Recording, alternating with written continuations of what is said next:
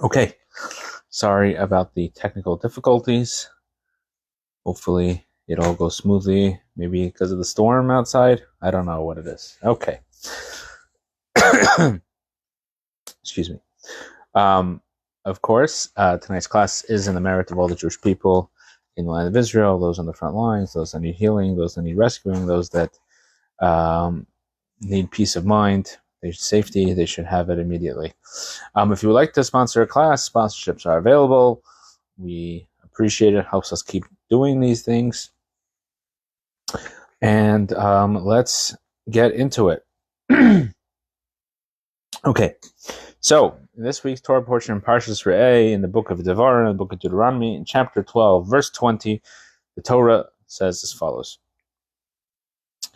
Oh, this is again recording Moses' speech, his 30-day speech that encompasses the entire book of Deuteronomy.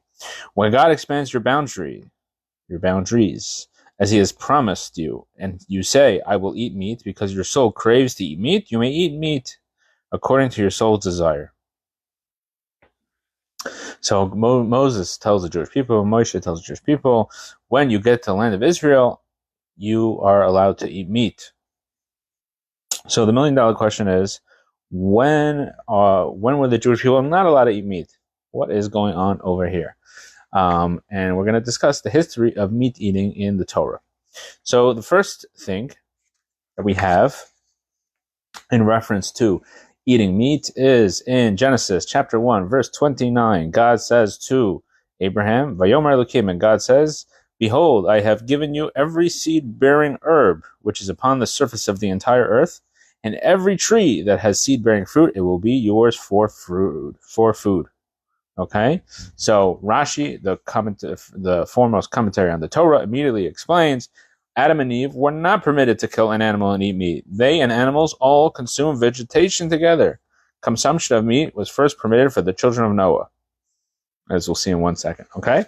So Rashi explains that this verse is saying, I have given you all these fruits, all these vegetation. You can eat all of it, but you cannot eat meat. That is the implication. Now, when the children of Noah leave the ark, in Genesis chapter 9, verses 1 through 3, God blessed Noah and his sons, and he says, Be fruitful, multiply, and fill the earth.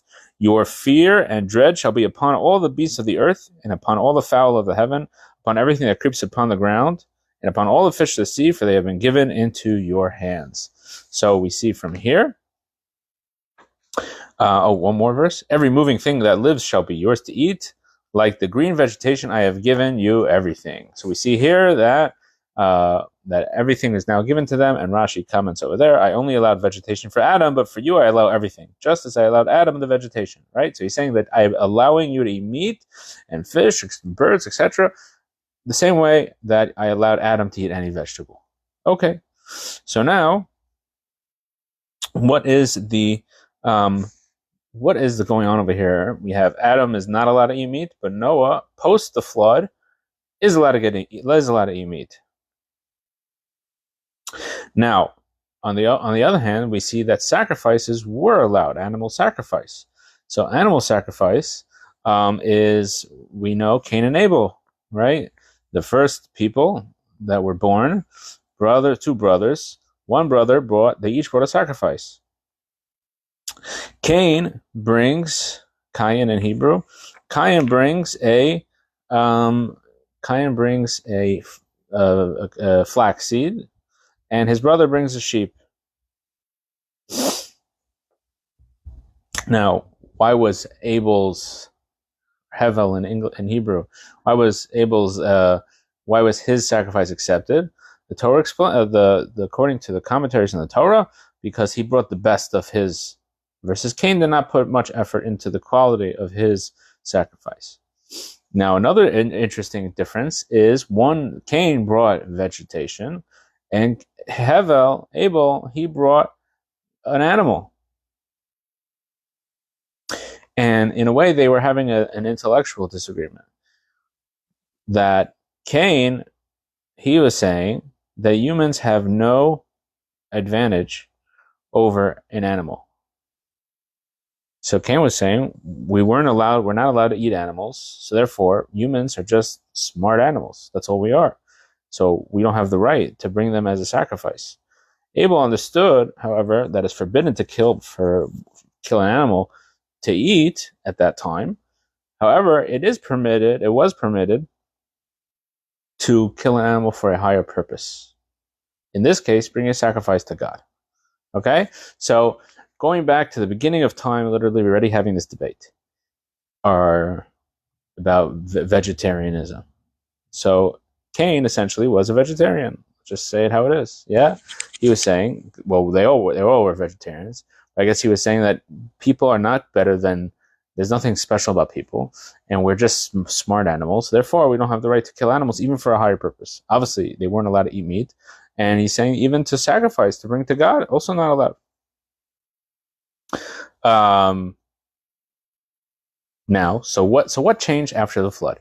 So on a simple level, we can say that pre-flood, people were stronger, right? We know that the Torah records about people living for hundreds and hundreds of years.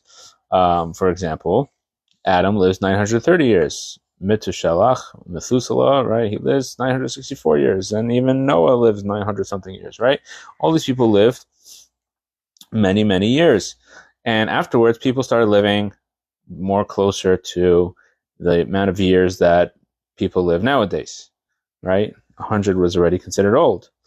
So obviously, the strength and vitality of people changed, and therefore they needed certain minerals and proteins, etc., that were not available in vegetation alone, and now they were not strong enough to live just on that alone, and the post-flood people needed to eat meat for simple health reasons.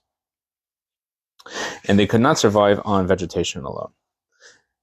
Now, and obviously that, while that might not be true for everybody, but in a general sense, there is truth to that people need the proteins and minerals and nutritional value that is available in meat. Now, the same thing applies on a spiritual level. So on the physical level, the people were weaker, but on a spiritual level, people were weaker. And therefore, on a spiritual level, they no longer could suffice on the spiritual sparks that are found in the plant-based mineral life. And they therefore had to actually also get sustenance from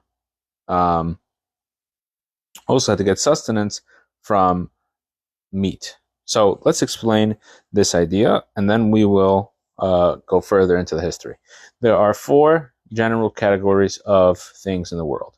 There is, we'll call inanimate things, for example, land, dirt, water, all the things that they just exist, they don't grow. That is the animal kingdom. The mineral kingdom, or the inanimate kingdom. Then you have vegetation. Vegetation grows, however, it doesn't have any. It grows, but it grows stationary, and it also it doesn't have any the real life force. It has some sort of life, obviously, because it's growing, and obviously even the minerals, water and dirt, all these things, they all have some sort of life form, that's life force. It doesn't have any what we would call life. Okay, I'm searching for a word, but it doesn't have any real life. Then you have the living category, which is we call the animal kingdom, and then we have the human kingdom. Okay, those are the 4 basic categories of things that exist in the world. Not basic, those are the 4 categories. Everything has to fit in one of those categories. And the last one, the human kingdom, is called in Hebrew the medaber, the speaking. Okay, because that is one of the most important differentials between the animal kingdom and the human kingdom is speech. Okay, speech is specific to humans. So what we're saying here is that every single level, the reason why on a spiritual level, why doesn't water, why isn't it able to grow, and why isn't a vegetable able to walk and move to a few houses over, and why can't an animal speak? Because each of these things has less godliness implanted within it. Okay, every single thing in this world that is created has to have some sort of godly force that animates it. and the greater the lesser of a thing that it is, then the less godliness that is necessary to keep it going. So let's say, for example, a cup of water, there's not much that needs to keep it going because it doesn't have as much ability. Vegetation does grow. Therefore, it needs more godliness in it. And the same thing applies to animals. Animals, obviously, much more. Okay? So therefore, on a spiritual level, until then, we were spiritually stronger before the flood, even though they were spiritual, they had a lot of spiritual potential, they fell very far as well. But that's a discussion for a different day. But they were spiritually stronger, and therefore they did not need to get any spiritual sustenance from the godliness, the godly life force that is found in the animals. And therefore they could suffice on vegetation and minerals alone. However, post the flood, that was no longer the true. And now they needed spiritual sustenance from the animals as well. Okay. Now, we could go explain this. Now explain what is the idea of slaughtering. Okay, slaughtering is important, like we said in this week's Torah portion. Moses, when he says that when the Jewish people go into the land of Israel, they can eat meat. Okay, they have to slaughter it. Now, slaughtering in the Talmud in Chulin page 30b, Rabbi Shmuel taught that v'shachat is not, that slaughtering means to draw. What does that mean? That you have to draw the knife and you're not allowed to chop. Okay, so it's very important when the ritual slaughterer, when he kills the animal, he is not pushing down. Okay, that's why they have to get a lot of training to make sure that they are drawing. On a spiritual level, drawing, however, means in Hasidic philosophy, it's explained that drawing means that you're drawing this animal from this level, you're drawing it up to a higher realm. Okay, and now you're able to use this animal. The humans can now use this animal. So that is, you're drawing this animal from its level as an animal to the human level, which we know that it's now going to become part of a person, right? A person, the things that you are what you eat. Now, that's not enough, however. Okay, for an animal to be elevated to the level of a human, that's not enough. It has to be elevated to a godly level. In other words, what's special about humans is not that we're human.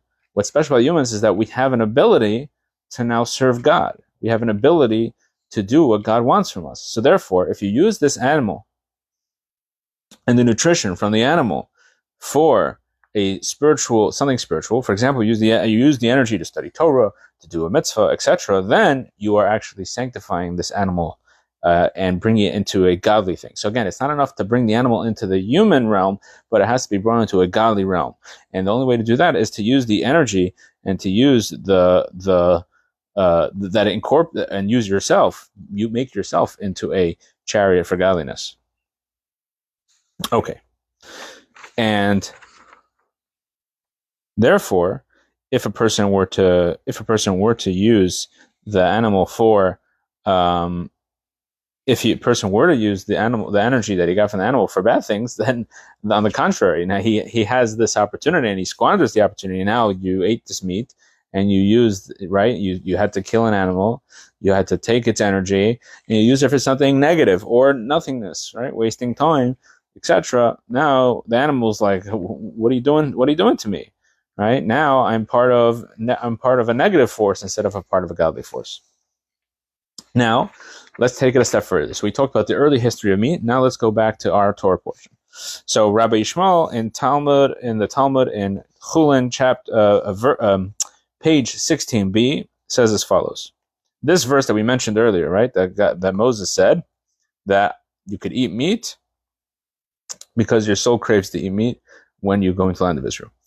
So that verse only came only to permit the slaughter and consumption of meat for pleasure, meaning non-sacrificial meat.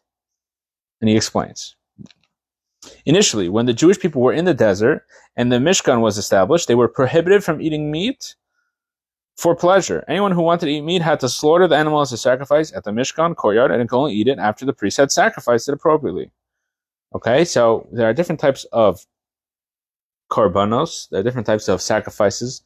One of the most common ones is called a shalomim, which means a peace offering. And the reason it's called a peace offering is because it gives, everybody gets a piece.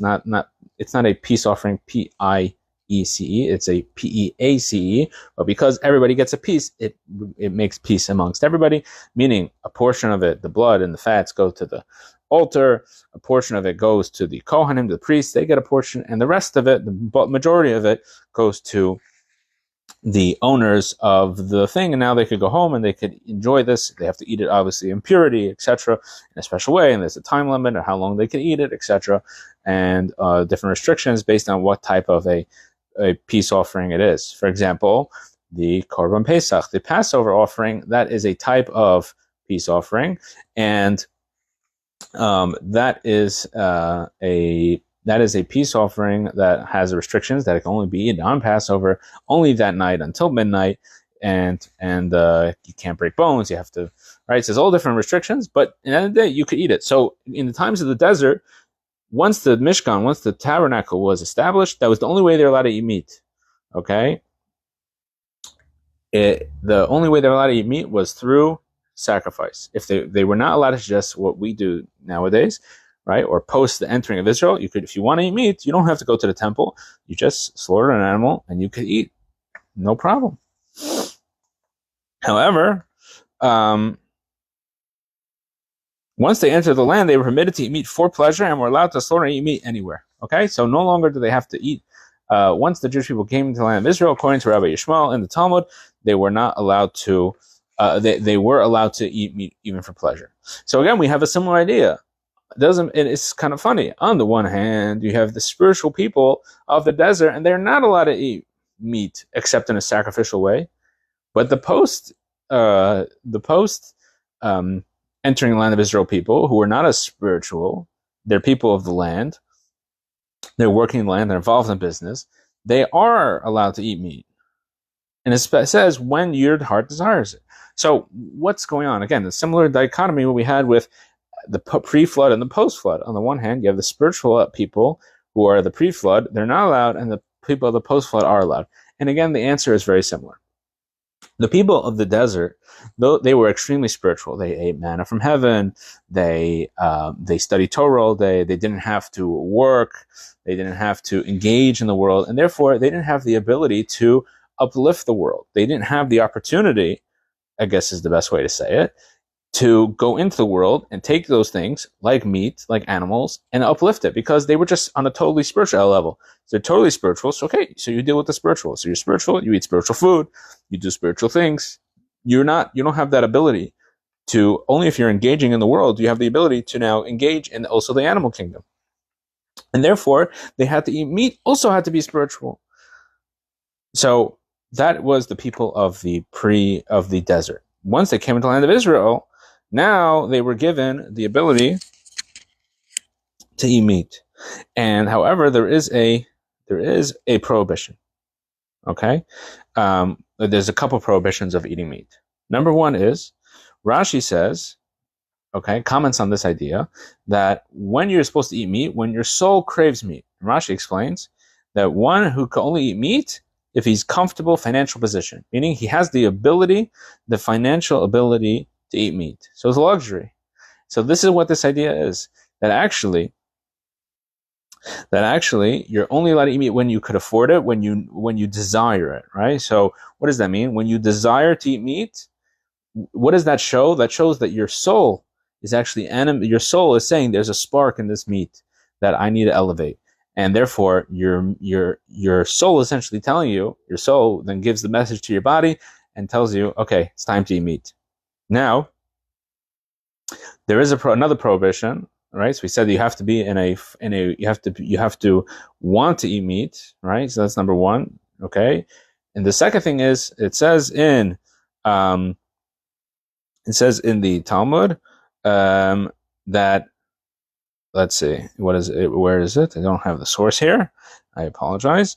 That in Amma Aretz, somebody who is an ignoramus, is not allowed to eat meat. Okay, so he's ignorant, meaning he doesn't have the ability or the opportunity to study Torah, whether it's an intellectual deficiency or an opportunity. He never had the opportunity. Either way, he doesn't have the ability to study Torah. Why then is he not allowed to eat meat? What did he do wrong? The guy's hungry. And the answer is that actually it's the same thing. This person who's an ignoramus doesn't have the ability. He's not going to be able to study Torah and use the energy properly to eat meat. So therefore, he has this responsibility of taking meat, something from the animal kingdom, a living being, and you're going to eat it, and then you're just going to waste your time. You're not going to use the energy properly. Then it is forbidden. The Talmud tells us it is forbidden to eat meat because you don't have that ability, and therefore, the Jewish people who were post this time, who were post the time of the land of Israel, they still had to take this responsibility very seriously. So to answer the $1 million question, is it ethical to eat meat? Right? We see that this debate goes back to Cain and Abel, as we discussed previously. The answer is, it depends. How are you going to use the energy from this food? If you're going to use the energy from the food to be a better person, to be a spiritual person, to use it for good, and to do all the things that God wants from you, then yes, absolutely, it is a mitzvah to eat meat. And we see sometimes it could even be a spiritual pursuit, okay?